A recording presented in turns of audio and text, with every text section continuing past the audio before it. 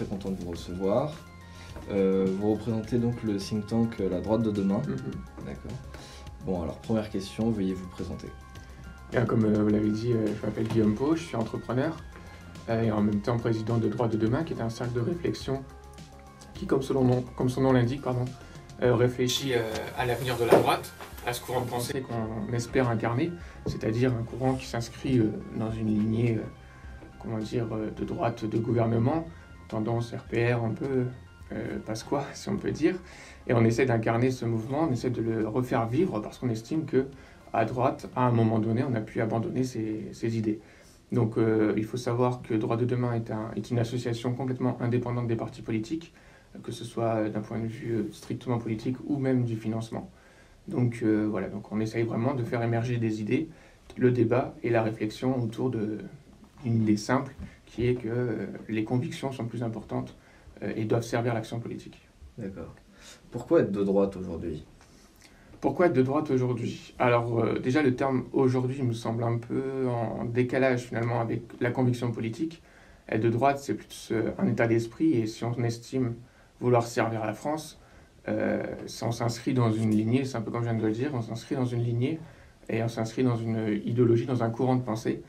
Et quand on voit le déclin de la France actuelle, etc., on ne peut qu'être entre guillemets de droite, où on défend des valeurs propres à notre idéologie.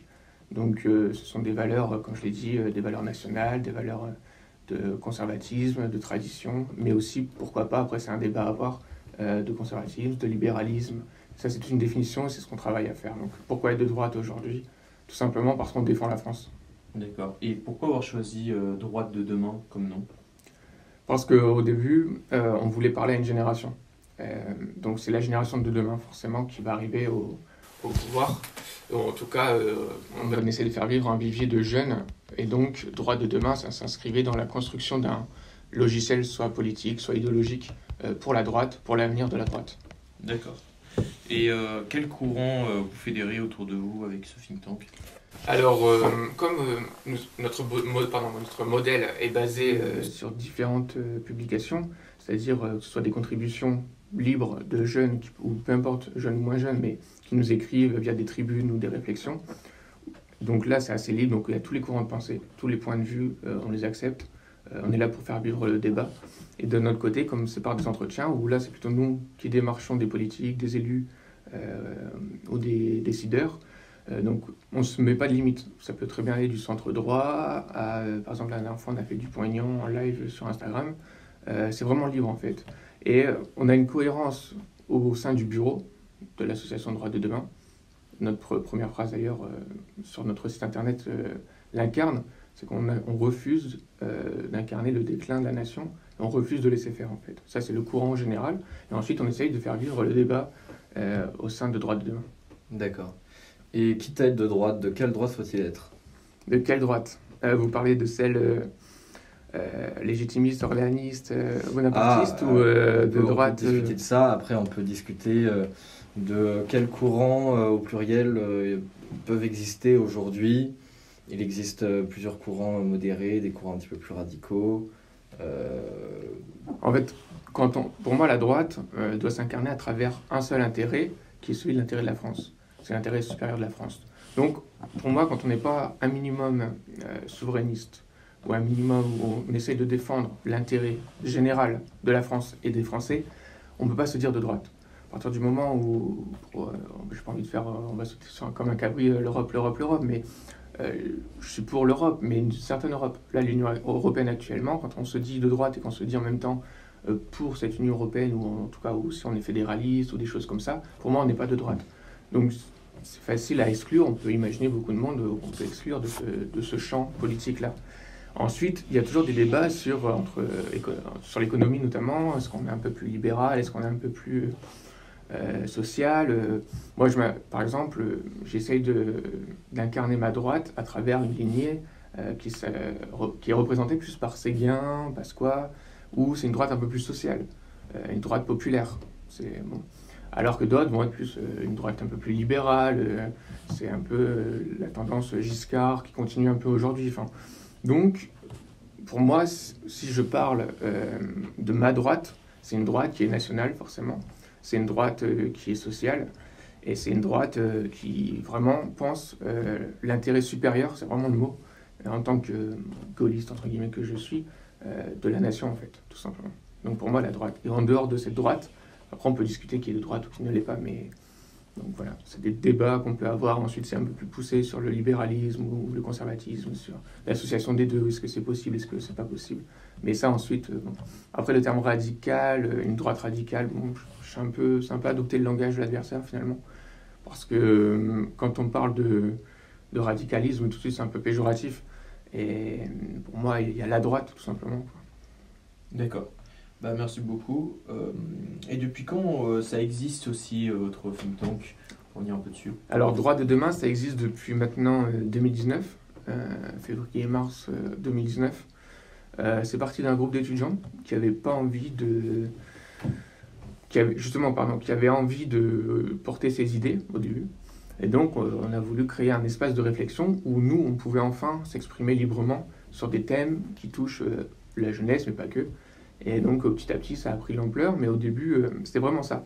Pouvoir s'exprimer librement en dehors de la limite qu'impose un parti politique, par exemple. D'accord. Et ça s'est créé comment? Avec des amis? En fait, c'était un groupe d'étudiants. D'accord. On était tous étudiants, tous engagés aux Républicains. Mais on avait envie quand même de porter une certaine voix qu'on ne retrouvait pas forcément dans les instances. Ou en tout cas dans la presse ou des choses comme ça. Et donc, on s'est dit, nous, si on n'arrive pas à s'exprimer quelque part, on va créer notre propre moyen d'expression. Et c'est comme ça qu'on a fait Droit de demain. On a réfléchi au titre parce que forcément on voulait un marqueur fort par rapport à la droite. Et puis petit à petit on a trouvé un modèle et ce qui était assez innovateur quand même, parce que quand on utilise cercle de réflexion, mais c'est un think tank Droit de demain, mais assez innovateur en ce sens où normalement un think tank c'est plus des experts qui viennent parler sur des sujets précis, qui font des analyses et des propositions. Nous on va être amené à faire des propositions. Là, c'est l'apanage du bureau, des experts qu'on a autour de nous. Mais en même temps, ce petit plus qu'on a, c'est qu'on donne la possibilité aux jeunes, enfin, à tout le monde d'ailleurs, mais c'est beaucoup de jeunes qui nous écrivent, parce qu'on est très présents dans des cercles étudiants, qui nous écrivent, voire ils peuvent écrire librement sur un sujet. Par exemple, la dernière fois, il y a un jeune qui a écrit sur le savoir-faire français, par exemple. Bon, bah, pourquoi pas, on accepte vraiment tous les textes, on les relit, et puis après, ça permet, c'est un moyen d'expression, tout simplement.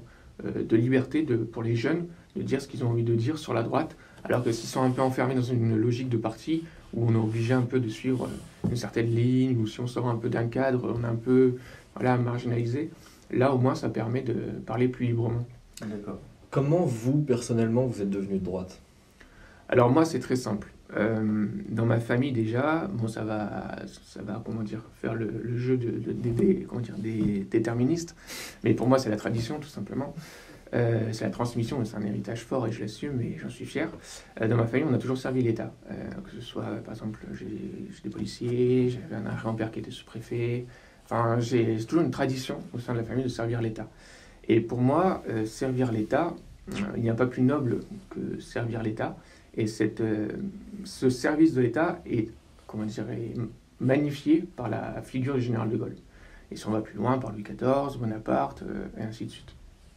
Et donc, j'ai été nourri un peu par cet entourage, disons, historique, politique et familial.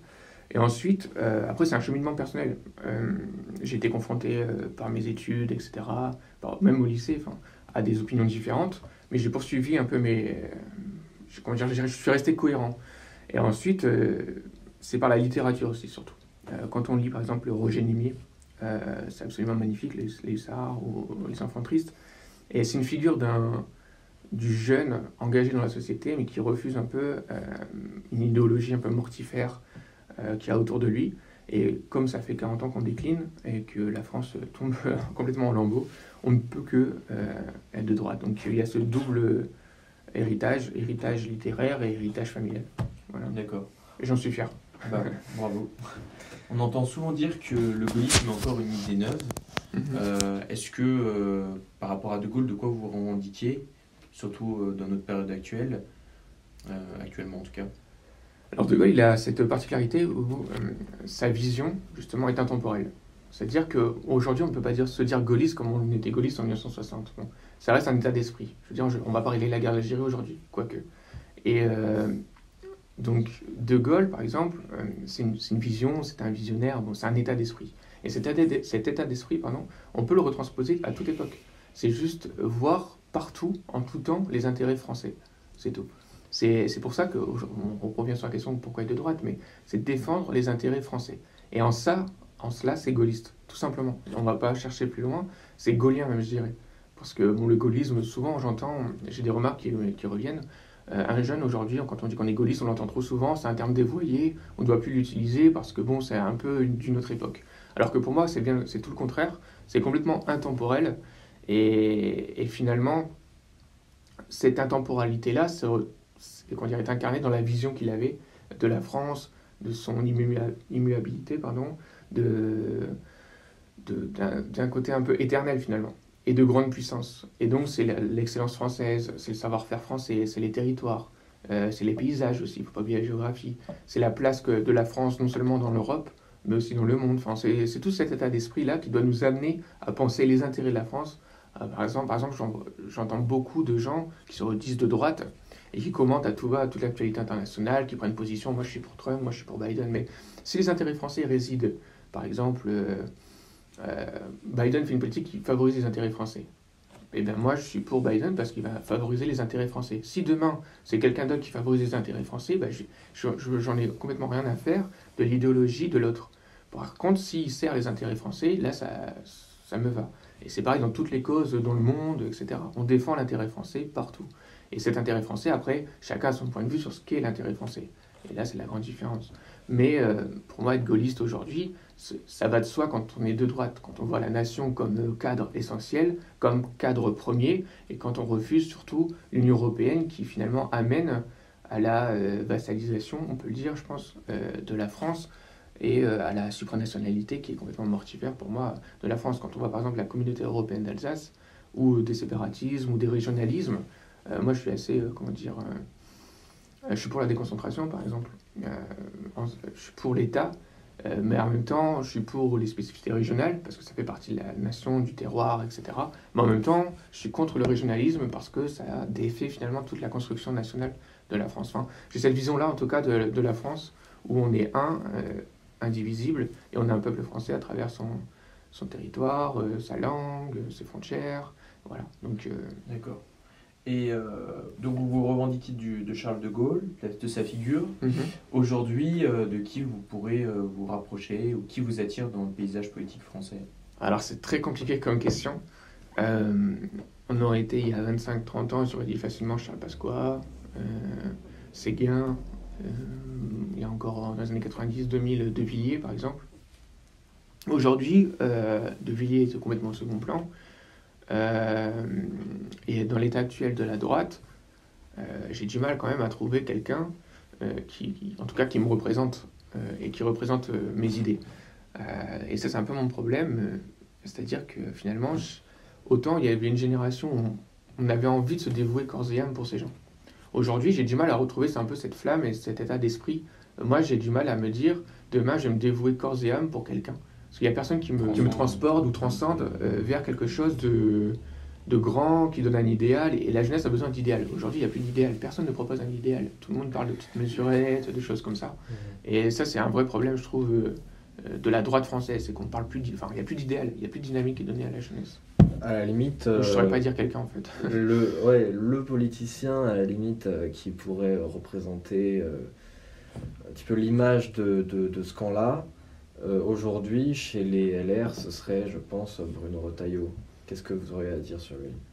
Alors, Bruno Retailleau a cette démarche intéressante, c'est-à-dire qu'il est en train de se décaler un peu par rapport à la logique partisane. C'est qu'il voit dans laquelle la droite est, dans lequel un peu bizarre, on ne sait pas trop, est-ce qu'on va faire confiance à quelqu'un qui a quitté les Républicains en 2017, enfin, c'est assez particulier, je trouve, comme démarche. Alors que Bruno Retailleau, lui, se pose vraiment comme quelqu'un qui va prendre une démarche un peu hors parti, et ça c'est ce qui me plaît, et on peut rejoindre un peu la tradition apartisane, et en tout cas de la détestation un peu des partis politiques. Après, je dis pas qu'il déteste les partis politiques, parce qu'il représente quand même les Républicains au Sénat, quoi. Donc c'est pas non plus... il n'est pas exclu des Républicains, mais... Ouais. Mais par contre, dans ses idées, que ce soit dans sa vision de la nation, sa vision de l'État, sa vision de l'économie, sa vision, bon, il est quelqu'un, c'est un élu des collectivités, il est au Sénat, il connaît très bien l'État. C'est quelqu'un qui a une certaine hauteur de vue. C'est quelqu'un qui pense loin. Et ça, on en a besoin en politique aujourd'hui. Les politiques pensent à court terme. Ils sont contents d'avoir sauvé, par exemple, 200 emplois, c'est très bien, d'accord. Mais derrière, 5 ans après, le site est fermé. Ce qu'on a vu à Béthune, par exemple. Bon. Alors que Bruno Retailleau, non, a une certaine hauteur de vue qui me plaît et qui reprend un peu cette droite, finalement, c'est tout simple à dire, mais c'est quand même dommage de le dire, fière d'elle-même, quoi. Et bon, c'est un peu le... C'est vrai que si on pense là dans les potentiels candidats en 2022, ce serait le seul pour moi pour l'instant qui incarne cette droite-là. Quels sont les plus gros défauts de la droite actuellement selon vous? Alors c'est le renoncement, le reniement et peut-être finalement un certain manque de courage à un certain moment donné. Quand on voit un peu le glissement sémantique qu'il y a eu, on dit toujours que par exemple le Rassemblement national, les Français préfèrent toujours l'original à la copie. Mais pour moi, l'original, c'est la droite de gouvernement. L'original, c'est quand on a fait un programme à la fin des années 90. Je ne sais pas si vous vous rappelez quand David Pujades avait retransmis le programme des années 90 à Juppé. Il ne savait plus quoi dire, avec immigration zéro, avec préférence nationale, etc. Et quand on voit le glissement qu'il y a eu, parce qu'en fait, l'UMP a finalement mangé le RPR. Et ça a été dramatique pour la droite, c'est-à-dire que finalement, c'est la revanche un peu du centre droit sur la droite un peu historique, sur Pasqua, etc. Et l'UMP a mangé ces idées. Et aujourd'hui, on se retrouve avec un bout de résidu de ces idées-là encore, de centre droit, qui ont complètement mangé la base électorale de droite. Donc, son grand défaut, ça a été à un moment donné un certain renoncement. On n'a pas fait ce qu'on a dit, et ça, les Français s'en souviennent, quoi. Aujourd'hui, quand on va voir un Français, un ancien électeur, par exemple, de droite, classique, qui va nous dire oui, je ne vote plus à droite parce que voilà, vous n'avez pas fait ce que vous avez dit. Et donc ça, en termes de crédibilité, c'est quand même très très dur à rattraper. Et tant qu'on ne pourra pas faire de nouveau nos preuves à l'exercice du pouvoir, finalement, je pense qu'on aura tout un travail à faire sur un programme clair, net, et qui n'est pas fait pour plaire à une certaine, comment dire, pas caste, mais à une certaine idéologie. On ménage un peu les intérêts de chacun, quoi. L'analyse de Zemmour sur la création de l'UMP, c'était que, en gros, c'était un mix entre le RPR et l'UDF, avec beaucoup les personnalités du RPR, mais les idées de l'UDF. C'est ça, exactement. C'est ce que je pensais quand je le disais, c'est que avant on disait le RPR apporte les électeurs et comment dire, l'UDF apporte les élus. Et le problème, c'est que ces élus-là ont complètement mangé idéologiquement les anciens cadres du RPR, quoi. On a arrêté de parler de nation, on a parlé d'Europe, on a arrêté de parler de France, on a parlé de République, et ainsi de suite, ainsi de suite. Et pareil pour le programme économique. Il faut rappeler que c'est Séguin qui a fait la fracture sociale en 95 sur Chirac. On arrive en 95, il y a Juppé qui arrive, c'est la rigueur, c'est l'austérité, c'est toute une idéologie un peu, voilà. Enfin, c'est pareil en 2007. On annonce c'est pareil, mais on reprend un peu les formules de Zemmour, parce que vous me faites penser à ça, mais on annonce le Karcher, on fait Kouchner, quoi. Enfin, je veux dire, c'est... Au bout d'un moment, aujourd'hui, par exemple, on parle de Bellamy qui a fait 8%. Tout le monde rigole, etc. Mais pour moi, c'est pas Bellamy, les 8%. C'est les renoncements depuis 2007, et même avant, si on veut. C'est parce qu'on n'a rien fait. C'est ce qui a coûté la présidentielle de Sarkozy en 2012, selon vous? En 2012, oui. Après, Sarkozy, je suis un peu mitigé. C'est-à-dire que bon, la campagne de 2007 est incroyable.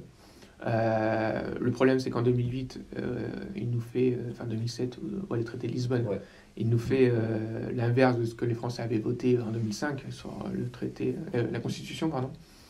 Et ensuite, bon, il s'est pris une crise économique quand même assez importante. Par contre, c'est pareil, il a baissé les effectifs de policiers. Il nous a fait, donc, comme je disais, le traité. Donc finalement, les Français retiennent ça, ils ne sont pas dupes. Et en 2012, l'écart était, entre guillemets, moins important que ce qui était annoncé, parce que justement, il y a toute une politique, il a reparlé de sécurité, il a reparlé d'immigration, il a reparlé d'identité, etc. Et en 2012, il fait un écart avec François Hollande, plus faible qu'annoncé, parce qu'entre les deux tours, il a reparlé de thèmes que la droite n'aurait jamais dû abandonner. En tout cas, l'exercice du pouvoir, on devrait se confronter enfin au courage de nos idées, quoi, en fait, tout simplement. Et après, si on veut aller plus loin, en 2017, bon là, ça n'a rien à voir quand même, je trouve. Ouais. Et on dit souvent, du coup là on aborde des thématiques droite-gauche, on dit souvent que ces notions-là sont dépassées, elles sont révolues. Qu'est-ce que vous en pensez? Ça existe encore à droite et à gauche ou... En fait, il y a deux dynamiques. Ces notions de droite-gauche, localement, quand c'est des élections un peu comme les municipales, les départementales, voire les régionales, mais encore un peu moins, sont complètement dépassées. Parce que finalement, c'est le quotidien qui fait voter. Moi, j'ai par exemple, le week-end, dans ma ville, en province, ça vote socialiste au présidentiel, par exemple. Alors que toutes les élections municipales, ça vote UDI. Deux choses qui n'ont complètement rien à voir, enfin, quoique. Et bon, alors qu'aux élections nationales, les grands thèmes, un candidat impose son thème. Et à partir de là, on va avoir des positions qu'on va pouvoir classer droite ou gauche. Mais quand on voit par exemple Arnaud Montebourg et Marine Le Pen, par exemple, sur le côté économique, bon, quelles sont les différences de propositions Après, Montebourg, bon, là on parle de clivage droite-gauche, donc c'est un bon exemple, mais à part sur la question économique, sur le reste, là par contre il y a encore un clivage. Il ne nous parle pas d'identité, il ne nous parle pas de problèmes, par exemple des problèmes islamistes ou des choses comme ça. Bon, là c'est une question qu'on peut avoir. Donc certes, ça efface le clivage économiquement parce que d'un point de vue du programme, il n'y a pas vraiment de différence. Et puis il y a des bonnes choses, par exemple le Made in France, avoir une certaine politique de protection de notre marché, de notre industrie, tout ça, ça va dans le bon sens en fait, c'est juste du bon sens. C'est vrai que c'est pas forcément droite-gauche. Par contre, il y a quand même une approche qu'on doit avoir et de ne pas se laisser enfermer par Macron à complètement, j'allais employer un terme propre à cette un peu à la modernité, j'allais dire disrupter le clivage droite-gauche. Mais il ne faut pas oublier quand même qu'il vient d'une certaine famille de pensée, etc. Et que ça, finalement, ça se classe toujours. Et on revient toujours finalement au clivage droite-gauche. Et les sondages le montrent d'ailleurs, les Français s'identifient encore à ce clivage. D'accord. Et c'est quoi les principales thématiques de clivage qui font qu'on est de droite ou qu'on est de gauche aujourd'hui? Par exemple, quand on est de droite, on croit au travail, tout simplement. On croit à la valeur du mot travail, on croit à la nation, on ne croit pas à l'Union européenne, on ne croit pas à des formules, on ne croit pas à des idées qui font que l'autre est toujours mieux que ce qu'on a chez nous, que finalement, bon, la France, c'est finalement pas grand-chose et que le plus important, c'est l'Union européenne, ou des choses comme ça. La gauche va nous parler d'économie, va nous parler d'égalité, etc. Mais finalement, elle ne nous parle pas d'égalité, elle nous parle d'égalitarisme. Alors qu'à droite, on va parler d'égalité et de justice sociale plus. Eux, ils vont parler d'égalitarisme, ils vont niveler le niveau vers le bas. Ça va être dans l'éducation, par exemple. Moi, je préfère parler d'instruction, par exemple. Je suis pour qu'on renomme le ministère de l'Éducation nationale ministère de l'Instruction publique. Comme sur la troisième. Exactement. Je trouve que ça a été une grave erreur d'appeler ça éducation nationale. Pour moi, l'école n'est pas là pour éduquer les enfants de la France entière. Elle est là pour instruire, apporter un savoir.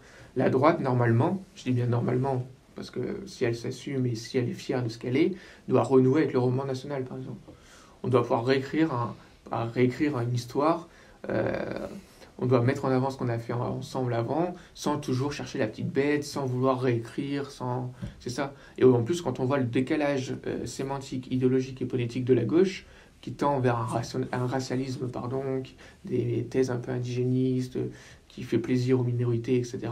Alors que quand on nous parle de racisme, etc., quand on insulte la droite, on dit « oh, la droite est raciste » ou des choses comme ça, quand on voit un Français, par exemple, eux voient un noir, un blanc, peu importe. Donc voilà ce qui nous différencie avec la gauche. Moi je parle de nation, je parle de français, eux parlent de minorité, parlent presque de différence, tout le temps la différence. Moi je vois pas l'autre comme quelqu'un de différent. Il est différent si il aime plutôt telle chose ou telle autre, ou ça c'est des détails. Mais tant qu'on se retrouve sur des points essentiels comme sur l'assimilation et non l'intégration, sur ce qu'est être français ou des choses comme ça, à partir de là moi je discute avec tout le monde. D'accord. Et est-ce que vous avez un peu abordé la thématique de l'Union européenne? Est-ce que vous vous sentez prisonnier de l'Union européenne? Comment vous la voyez actuellement en tant que... En fait, pour moi, l'Union européenne, hormis les traités et un vote qui a eu lieu à Maastricht, enfin sur le traité de Maastricht, pardon, et se joue un peu, n'a pas vraiment de légitimité. Bon, c'est une légitimité par les textes. Elle n'a pas de légitimité populaire, elle n'a pas de légitimité par comment dire, démocratique. Certes, il y a un Parlement européen, mais quand même, moi, j'ai pas, franchement, ça m'embête qu'à la Commission européenne, ce soit par exemple des commissaires qui viennent de pays qui ont des intérêts totalement contraires aux intérêts de la France. L'Union européenne aujourd'hui ne répond pas, quand il y a des crises, aux enjeux actuels. On le voit avec les vaccins, par exemple, elle est complètement affolée parce qu'il y a un laboratoire qui fournit les Anglais, elle a sommeil une enquête et qui, nous, on nous annonce des retards. Il n'y a aucune stratégie vaccinale, ils étaient complètement en panique. Et finalement, ce sont les États individuellement qui ont pris des mesures individuelles pour sauver leur économie avant tout. Pareil, on nous parle d'Europe de la défense, par exemple. C'est un leurre total. Quand on voit que les Allemands sont le premier pays en Europe à espionner la France, par exemple, en termes d'espionnage industriel. Quand je parle au sein des pays européens. Quand je vois, par exemple, la Pologne, qui est une base arrière des États-Unis, alors que, par exemple, je ne sais plus quel pays avait commandé des avions américains, alors qu'on nous parle d'Europe de la défense. Pour moi, l'Europe de la défense, ce serait au moins de commander des Rafales, par exemple. Là, ils ont commandé des avions américains. Ouais, c'est l'Allemagne. C'est l'Allemagne qui a commandé, par exemple. Enfin, je trouve ça absolument sidérant. C'est absolument sidérant. L'Union européenne plutôt, parce que l'Europe existe en termes d'héritage littéraire, historique, géographique, etc. Ça existe géographiquement l'Europe. Mais en termes de politique, en termes de peuple européen, j'ai un peu plus de mal. Voilà. D'accord. Est-ce que, on va revenir dessus, même si ça a déjà été un petit peu abordé, vous estimez donc que la droite se fait souvent avoir par la gauche sur le plan des idées? En fait, on a toujours été un peu mangé par la gauche sur la bataille des idées. On le voit dans les médias. On le voit par exemple quand il y a eu des récupérations politiques de manifestations. Par exemple, il faut se rappeler que les Gilets jaunes au tout début, c'était quoi? C'était contre la hausse des taxes, contre la hausse du prix de l'essence, etc., etc. Puis finalement, ça s'est transformé en 6ème République, référendum d'initiative populaire et démagogie et extrême gauche. Bon, ça a complètement basculé. On se fait à chaque fois sur la récupération et sur les idées, on se fait manger. Par contre, c'est vrai que depuis mai 68, là, on peut dire que la gauche et toute cette idéologie-là a gagné la bataille des idées, c'est vrai. Mais on retrouve quand même ces derniers temps, depuis on va dire 10-15 ans, Zemmour l'incarne très bien, mais il y en a d'autres, ce retour un peu de la droite des idées ça se voit dans les succès librairies ou des choses comme ça, ou dans les tirages, par exemple, quand on voit la montée en puissance de Valeurs Actuelles ou des choses comme ça. Finalement, on sent que les gens, ça fait un peu gaucher de dire ça, mais la parole se libère un peu. C'est-à-dire qu'à droite, on sent que les gens sont de plus en plus, quand on va sur les réseaux sociaux, dans les commentaires, les gens sont prêts à défendre leurs idées, et ce qui était avant minorité silencieuse commence à être un peu plus bruyante, quoi. Et ça, je trouve ça un phénomène assez intéressant, non seulement à analyser, mais même pour demain. On sent que finalement, l'électorat de droite en a assez de tout ce qui se passe, quoi. Et CNews, par exemple, c'est un bon exemple. CNews aide un peu, parce que quand ils donnent une tribune, par exemple à Zemmour, je pense à Rio Folk qui intervient souvent, enfin des choses comme ça, des gens comme ça, ça aide aussi. Et c'est ce qui manque un peu à droite, c'est d'avoir son propre grand média pour diffuser un peu ses idées. Mais la gauche, c'est clair que depuis mai 68, a complètement détruit la droite sur le plan des idées. Mais justement, là on est en train d'avoir une discussion via Internet. On voit quand même quand on arrive, un type par exemple de 16 ans qui arrive sur YouTube, qu'on a quand même à droite une multiplicité, une multitude de personnes qui proposent des vidéos. Alors elles peuvent être un aspect comique, un aspect plus sérieux.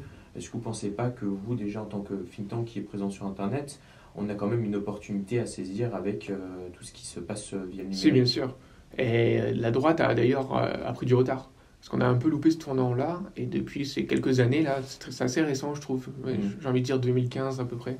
Il y a eu un petit tournant, parce qu'on est très en retard sur ces sujets. Et là, par contre, on voit émerger grâce à l'outil numérique, et c'est vrai que c'est un pied extrêmement important quand on ne peut pas toucher des médias un peu plus traditionnels, et pour toucher une nouvelle génération, c'est un biais pour toucher beaucoup plus de monde. Et c'est clair qu'il faut se féliciter. On nous parle souvent que la droite il y a une partition de la droite, elle est morcelée, etc. Et je trouve ça un peu dommage que la droite, finalement, passe plus son temps à se taper dessus qu'à se liguer un peu pour combattre des idées qui sont dans le camp adverse. Et quand je vois des initiatives comme la vôtre, comme Droite de demain, comme plein d'autres, d'ailleurs, comme l'étudiant libre, je trouve ça absolument très pertinent et très juste d'un point de vue de l'époque, de se mettre enfin et d'investir enfin ces réseaux. Et on voit que ça marche finalement. quand il y a du contenu, on sent qu'il y a quand même un public cible, ou en tout cas une jeunesse qui a envie, qui n'a pas envie, ou plutôt d'écouter et d'avoir des trucs un peu mainstream, tout le temps avec la même idéologie, et des trucs un peu alternatifs. Franchement, ça fait du bien dans l'espace numérique. Après, il faut se méfier un peu parce que ça reste un microcosme. Par exemple, sur Twitter, on se va suivre des personnes un peu qui vont nous intéresser et on tourne vite en boucle. Mais ça reste génial d'utiliser les réseaux sociaux, les plateformes YouTube, etc. pour faire passer ses idées différemment et toucher un autre public. Ou bien, par exemple, récemment, il y avait TikTok qui a fait un carton. Bon, moi, ça me gênait un peu parce que les serveurs et tout, c'est un peu particulier, comme Zoom, tout ça. Parce que j'ai vu pas mal de conférences sur Zoom, par exemple, durant le premier confinement. C'est très intéressant. Mais le problème, après, derrière, toujours une logique d'intérêt.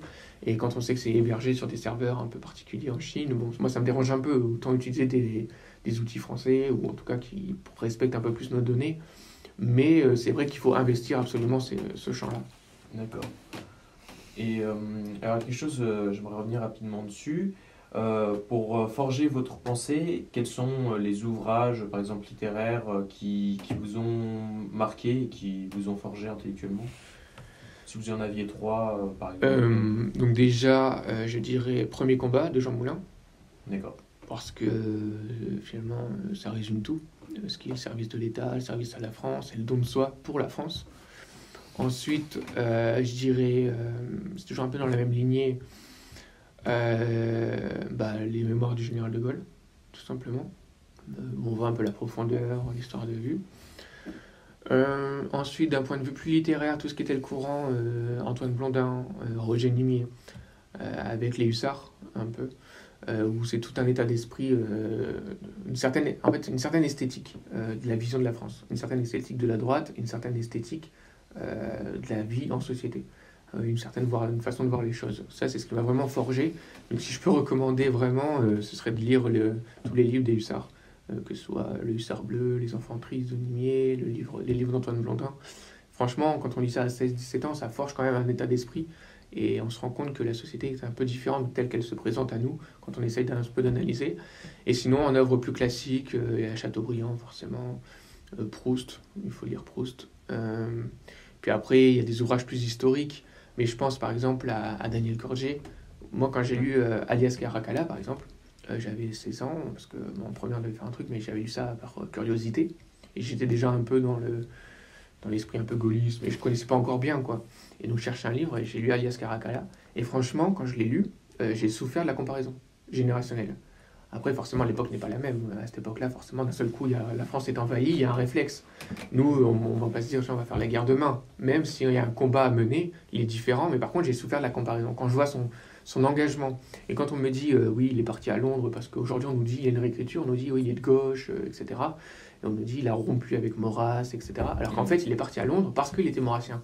Il pensait retrouver Maurras à Londres. Et ça, c'est une nuance qu'aujourd'hui, on efface beaucoup. Quand je vois dans Libération, où il y a un homme de gauche dans la résistance, etc. Et enfin, un dernier, et là, c'est pas forcément littéraire, c'est plus une œuvre d'historien, c'est Le paradoxe français de Simon Epstein, qui est un historien israélien, qui est absolument génial et qui démontre trajectoire par trajectoire que les gens qui étaient un peu antiracistes avant-guerre se sont retrouvés à Vichy, et les gens de la cagoule, de Maurassiens, etc., se sont retrouvés à Londres. Et je trouve ça absolument génial de prendre nom par nom, parce que ce sont des faits, on ne peut pas contester des choses pareilles.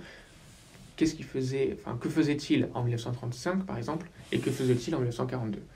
Et quand on lit ça, on se rend compte que finalement, quand on nous traite, par exemple, nous, de fascistes ou de tout ce qu'on veut, ça permet de relativiser, de prendre un peu de hauteur sur eux, et sur finalement une certaine vision de notre engagement politique. Et donc, ça forge un peu, et c'est tout ce milieu un peu, littéraire ou historique et politique. Parce que pour moi, la littérature est nécessairement politique ou inversement. Par exemple, tout roman démontre quelque chose, démontre une idée, et tout essai forcément, et ainsi de suite. Donc voilà, un peu, si je peux donner des ouvrages. Merci beaucoup. Et attends, qui est-ce qu'on devrait interviewer selon vous après vous? Julien Rochedy, allez. D'accord. C'était prévu. C'était prévu. Ouais, voilà. Il y a aussi quelque chose qui m'intéressait, c'est-à-dire que vous avez évoqué un espèce de, pas de mal-être, mais vous étiez un peu dérangé de la différence de ce que certaines générations, quand on tombe sur ce qu'a fait Daniel Cordier, qui part à Londres, sur le courage qu'ils ont eu eux et la différence notable qu'il y a avec notre génération. Bien sûr. Ça me faisait penser à un discours qui est facilement accessible, qui est ce qu'a dit le déclin du courage de Solzhenitsyn.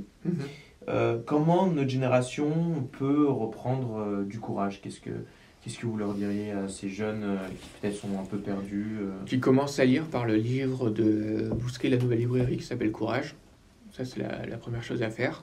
La deuxième, c'est de se comparer, parce qu'on souffre de la comparaison, mais ça fait avancer.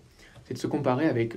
En fait, il faut que nous, on arrive à pouvoir recréer un idéal, une dynamique d'idéal, parce que finalement, un jeune, bon, au début, c'est un peu passionné, et c'est normal, mais aujourd'hui, il n'y a plus de passion, parce qu'il n'y a plus d'idéal.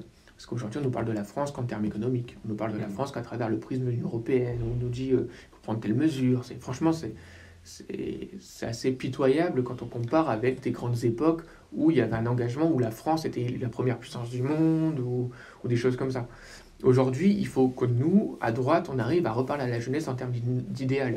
C'est vraiment insuffler une grande dynamique pour dire, voilà, aujourd'hui, vous êtes Français, soyez fiers de l'être. Nous, on a cet idéal-là de faire de l'excellence française, de servir les intérêts de la France. C'est plus grand que tout. Et pour moi, il y a trois voies. Il y a la voie de l'engagement, on va dire par exemple militaire. Donc là, pour moi, c'est l'idéal absolu. C'est le service absolu. Ou bien policier, par exemple, aussi. C'est le service de l'État. C'est-à-dire, on va servir l'État à différentes façons. Ensuite, il y a l'engagement, entre guillemets, artistique, où là, on va écrire des livres, on va essayer d'apporter à la pensée en essayant d'inspirer une jeunesse par la pensée. Et enfin, il y a l'action politique. Et il faut essayer de toucher une des trois. Alors forcément, tout le monde n'a pas la vocation de faire militaire, tout le monde n'a pas la vocation de faire artiste, tout le monde n'a pas de faire la vocation politique. Après, ça ne vient pas naturellement. Mais il faut quand même essayer de s'intéresser. Et après, c'est un cheminement personnel à avoir. Mais il faut que nous, on arrive à proposer cet idéal et cette dynamique d'être... qui a un peu de conquête et d'esprit français, en fait. C'est vraiment proposer cet idéal-là et d'oser enfin franchir le pas et d'assumer nos idées. Pour vous, c'est quoi les dangers actuellement pour la France? Qu'est-ce qu'il a mis sur le déclin Alors, c'est ce que j'allais dire. Donc, le plus grand danger, forcément, c'est le déclin qui est provoqué par plusieurs choses. Non seulement il y a le déclin par, entre guillemets, ce que j'appelle un peu le parti de l'intérieur, qui pose problème. Et après, il y a le déclin par rapport à notre vision dans le monde de la France. Il faut qu'on arrête de se culpabiliser parce qu'à une époque, voilà, on était à tel endroit dans le monde, à tel autre. Aujourd'hui, on n'ose plus rien faire parce que tout de suite, on va nous taxer d'appropriation culturelle ou je ne sais pas quoi. Ensuite, à l'intérieur, forcément, il y a le danger, et je dirais même le péril, ce qu'ils appellent assez d'ailleurs prudemment et avec certaine pudeur le séparatisme. Mais pour moi, en fait, c'est le péril islamiste. Je veux dire, pour moi, c'est l'un des premiers dangers. Ensuite, un deuxième déclin qui est de l'ordre un peu plus économique, c'est le déclin de la désindustrialisation. Quand on voit qu'on a vidé plutôt nos territoires de leur savoir-faire, de leur excellence, qu'on a voulu délocaliser parce que la magnifique globalisation permettait de produire bien moins cher ailleurs. Et finalement, on se rend compte aujourd'hui que les Français, finalement, attendent justement ce retour de la proximité, du faire français, du savoir-faire français, de l'excellence française. Donc il y a ce déclin, islamiste, il y a ce danger islamiste, il y a ce déclin industriel et économique, et enfin il y a ce déclin, je dirais, identitaire. Mais pas identitaire au sens, pour moi, c'est pas du tout péjoratif quand je dis ça. Identitaire, c'est-à-dire il faut assumer ce qu'on est, assumer ce qu'on a été, et vraiment assumer qu'on est fier vraiment d'être français et qu'on est fier de notre héritage et qu'on a envie de le perpétuer. Et c'est ce qui fait le ciment d'une nation finalement et d'un peuple. D'accord. Je suis tombé hier sur une situation de Vincenzo Sofo qui disait « Ceux qui à droite séduisent par le pouvoir facile veulent aller vers le centre, nous condamnent à demeurer dans la main de la gauche. Vous pensez ça Oui, ça résume parfaitement ce que je disais tout à l'heure sur le centre, etc. C'est-à-dire, l'expression pouvoir facile résume tout à fait. On se lisse une image, on va dire pendant quelques meetings certaines formules qui vont faire bien par rapport à un électorat précis. Ensuite, pour bien passer un peu, on va avoir un centre mou, un peu, finalement, on va suivre un peu ce qui se fait sans vraiment chercher à réformer, à avoir quelque chose de nouveau. Et quand je dis nouveau, c'est pas forcément nouveau dans le sens nouveau moderne, c'est nouveau par rapport à ce qui se fait actuellement. Et c'est vrai que finalement, la droite se dilue dans le centre. C'est pas l'inverse. Alors que la base électorale, à 90%, la base électorale n'a pas bougé. Elle a les mêmes idées, etc. Donc c'est vrai que la citation est tout à fait exacte. Merci beaucoup pour cette réponse. Comment vous rejoindre et comment vous aider actuellement? Alors nous aider, il y a la contribution par les tribunes. Nous rejoindre ou par les tribunes, vous nous envoyez des mails, etc. sur contact@droitededemain.fr.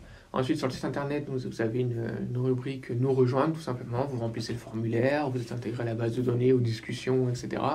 Ensuite, si vous voulez, si vous avez les réseaux sociaux, vous nous suivez sur Droit de Demain.